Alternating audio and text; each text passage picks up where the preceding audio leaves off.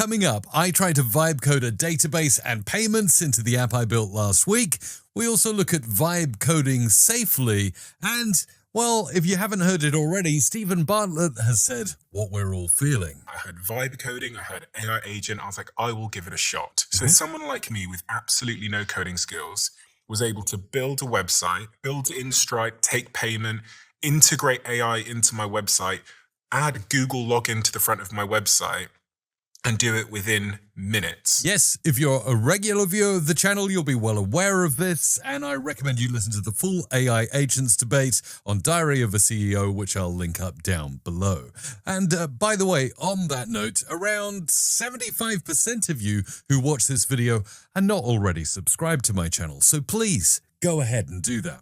Let's dive in. And we're going to get started with Manus. Manus is a really cool AI agent, and it just got the ability to see things and work with images. Now, I'm a fan of really loud, crazy shirts like this, and I'd kind of like to look at how I will look wearing those shirts. Now, on my desktop, I've got a picture of me speaking at a recent event. That looks good. Show me how this person would look in some of the shirts available here. And then just here, we'll paste in the link to that store. So you can see already it's browsing the website here with the shirts, and you can see in its computer, it's looking at that website. I can click here to open Manus's computer, and we can actually see in real time it is indeed browsing that website and working, creating more images. While Manus is busy working away, I'm going to upload another file. And this time I've got a screenshot of the game I vibe coded earlier this week called Super Snake, rainbow-colored snakes, but I'd like to reskin it with some new ideas. I'm building a 2D Super Snake game with rainbow snakes. One is a human player, the other is AI. I'd like to create different skin upgrades based on a magic and wizard theme, generate 5 snake skins, 10 different food items, and 3 background layers, all in a consistent style based on this screenshot of the game. And you'll see here it's picked up the Super Snake game, and it says I'll help you generate the game assets for your game, including the 5 skins, 10 food items, and background layers. So it's analyzing that screenshot, and it's going to get to work. Again, we'll return to this task a little bit later as Manus works away. Talking about Super Snake, I vibe coded this game using Hosting Horizons earlier this week. It's the human versus AI, and I'm encouraging you to vibe code your own game that people can play online. There is a $1,000 cash prize, kindly sponsored and paid by Hostinger, also runner-up prizes of some free hosting on Hostinger. So what are you waiting for? Click the link down below, enter the contest. Now, there have already been some fantastic entries. Imran, I've got to say, you've done something absolutely brilliant here. I'm loving playing this game and trying to avoid all the skulls and things I shouldn't be collecting. And I can see as I go along, it's gradually getting faster and faster, which is kind of a little bit of a worry because I need to improve my hand-mouse coordination. I can't get my mouse there in fast enough.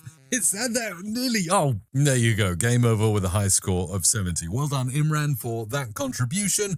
And go and vibe code your own game and submit it using the link down below for a chance to win $1,000 or some free hosting from Hostinger.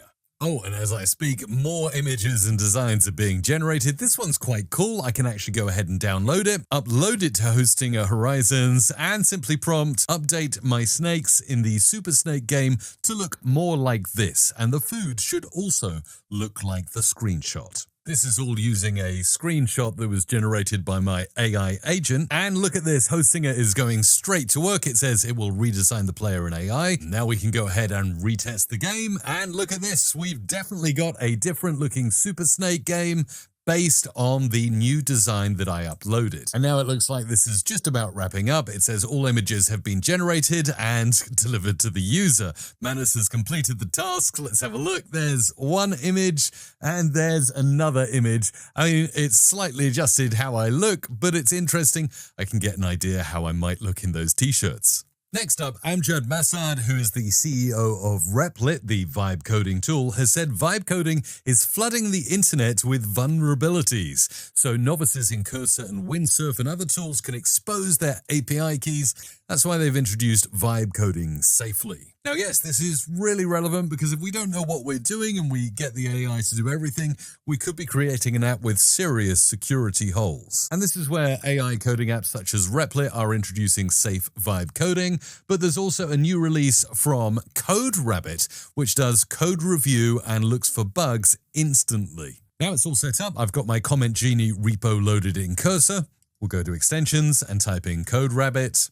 Install. Okay, now CodeRabbit is set. I've got one file from my front end and two files from the Python backend. I'm going to ask CodeRabbit to review these uncommitted changes to my GitHub, and it will start setting up and analyzing the changes to the files. It's going to look at everything for really high safety standards. Okay, and you can see already in the main app, 4 potential issues flagging up for me. And these are really cool. It's telling me there's incorrect handling of credentials expiry. API comments endpoint will raise name error. It's given me secret key is weak and predictable. Cookie marked as secure equals false. You should reconsider in production. And there's a missing default for the Grok model that may break reply generation. This is awesome. It's found 5 errors with my app just with the click of one single mouse button. I really like the idea of CodeRabbit, and if it's going to make us safer vibe coders, this is a tool I recommend you install and try out for the 14-day free trial and let me know how you get on. The link is down below. So vibe code safely, my friends, and if you like what you see, throw a like and subscribe as I do these videos weekly. Now you'll see here, if I click one of the errors, it opens the file, jumps straight to the point, gives me the suggested change, and I can just tick to make that change to my code. The same with this error. Yep, it spotted something there. It gives me an idea to update it, make it safer, and there it is. Okay, last week on the channel, you might have seen that I built a micro SaaS called PimpMyThumb.com using the Windsurf AI coding editor. Well, it was a roaring success. Yes, you did blow up my OpenAI account, and if I go to my Amazon S3 bucket, 6,950 of you used PimpMyThumb.com in the last week. Now, obviously, those kind of costs and that kind of usage is not sustainable for me long term, but I'm glad you enjoyed yourself. Now it's time for me to try and vibe code a database and payment gateway to this, and let's see if we can do it before the end of this video. A quick reminder, this is how it works. You go to any YouTube video, you copy the link addressed, go to PimpMyThumb, paste it in, and generate a new thumbnail. It will be a better version of that thumbnail. Yes, insane update. I quite like that. Before and after. Before, after. Really cool app. Now let's get the database and payment gateway integrated. And here's some news this week. Windsurf created their own AI models for coding. So inside Windsurf Wave 9, which I paid for last week, you've now got these models, SWE1 Lite for free,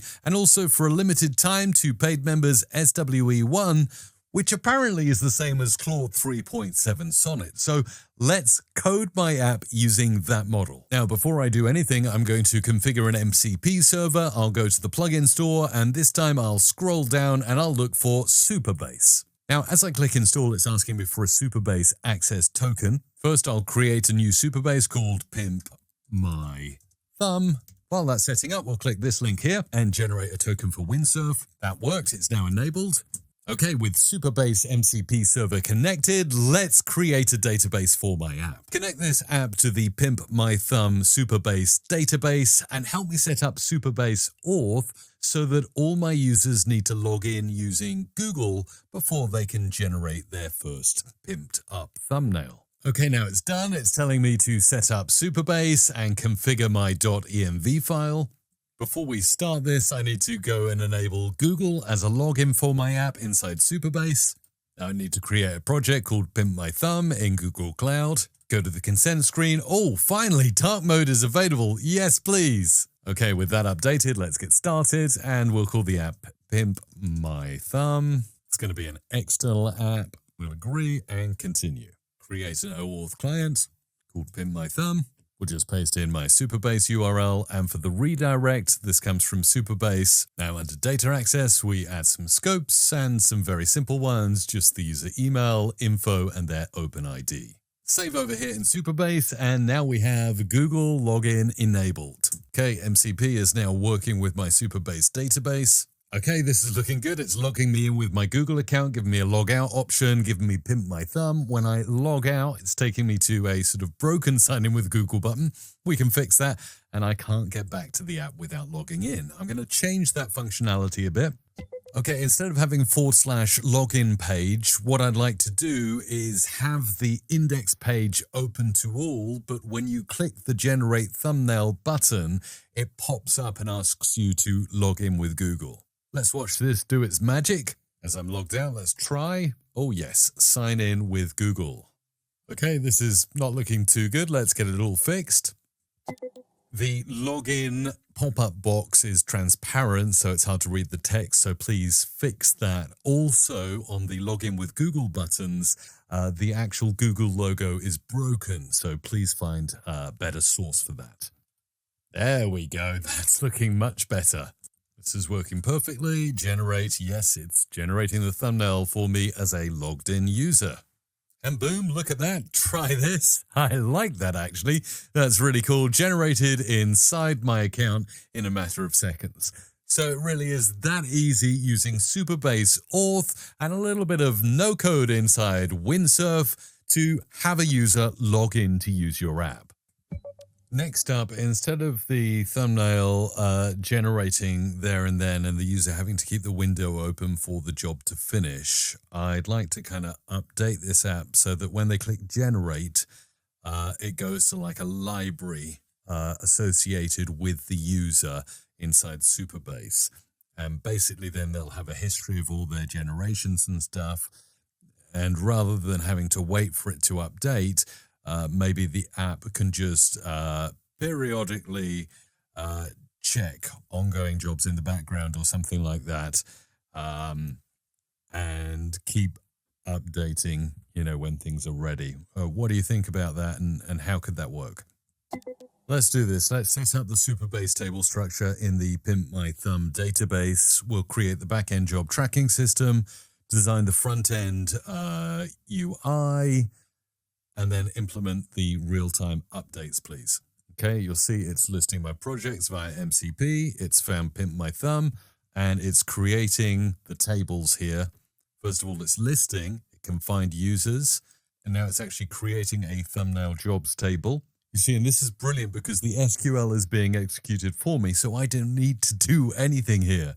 While we wait for that to go, we'll see there's a users table, but now there's also a thumbnail jobs table. We've got ID, job ID, user ID to associate with, video ID, status, created at, completed at. All of this stuff is really good. It stores the prompt, any errors that come in. So really, we've got a comprehensive database storage here. And this is all done on automation, I might add. This is very cool. Pending. I love this. What a cool user experience. And this was with one prompt. Let's take a look at thumbnail jobs. And indeed, that thumbnail job that I started is here. We've got the original YouTube image.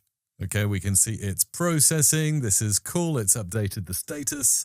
Okay, and look at this. It's completed. Yes, so we can view the details. We can see the before here and the after over here, looking really cool. Okay, it seems this is working exceedingly well. Let's create another new thumbnail, generate, submitting, and there we go in the library. Now we can see this job is processing, and there we go, it's completed. That looks really cool. And if I go into view the details, we can see the pimped up thumbnail versus the original. I'd like you to change the user account button in the top right on the index and library page. And I would like, instead of the links, I would like it to be simply the user photo and their name, and then when you hover over it, it drops down a menu with my library and log out. All right, I'm really liking what I've got here, and here's a pimped up thumbnail, with Sam Altman.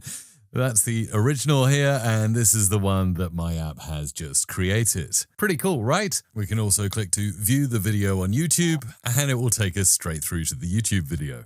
I would like the user to have credits that show in the top right on their profile, and one credit allows them to generate one thumbnail. Okay, this is looking much better now, and I can go to my library, and yeah, the credits are showing there. I've got one credit.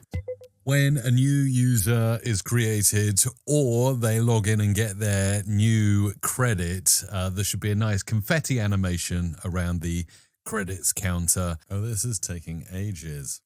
I think this update just wrecked half of my site. Okay, here's a good learning for you. Always back up as you're going to GitHub. I have got myself stuck in a loop where it keeps trying to fix index.html, and it goes round and round. So here's my confession. I've gone over to Cursor and switched on the O3 max mode. I'm really hoping it's going to go through and fix all of my problems. It does seem to be thinking pretty heavily. And I'm keeping both my fingers crossed because everything at this stage is messed up. And it's still going here. Well, that did a big fat nothing, so I'm now in ChatGPT 03 up here and having it rewrite index.html for me entirely. Hopefully, this will fix my app so it works again. As you can see, vibe coding doesn't always work out, and this is where you need to rescue yourself. We're in a much better place here. Something is working. I've got my login stuff back. A few console errors, but wow, that was close. I'm going to back this up to GitHub right now. Right, phew. I think I fixed all the errors when I nearly vibe code broke my website. Now it seems to be working. I've cleaned up the homepage. It looks very nice and clean. I've got this login, and that will take me to my library where I can see all my pimped up thumbnails here. I can even go ahead and download one if I like. It's really easy. I can view the details of the original and the enhanced version of the thumbnail. And of course, I can click to log out and return to the home screen here. This took me longer than I'd admit, so I'll save Stripe integration for next week. PimpMyThumb.com. Go and try it right now. And by the way, if you comment down below the number 100 and then give me an upgrade, a bug fix, or something extra you'd like to see on Pimp My Thumb, I will throw 100 free credits into your account. Okay, so all you got to do is comment down below with the number 100, an upgrade or a bug fix you'd like to see, and I will send you 100 free credits to go crazy on Pimp My Thumb with. Enjoy it. Thank you so much for watching. I always really enjoy doing these videos, and YouTube is showing a video on your screen right now you should watch next. Thanks.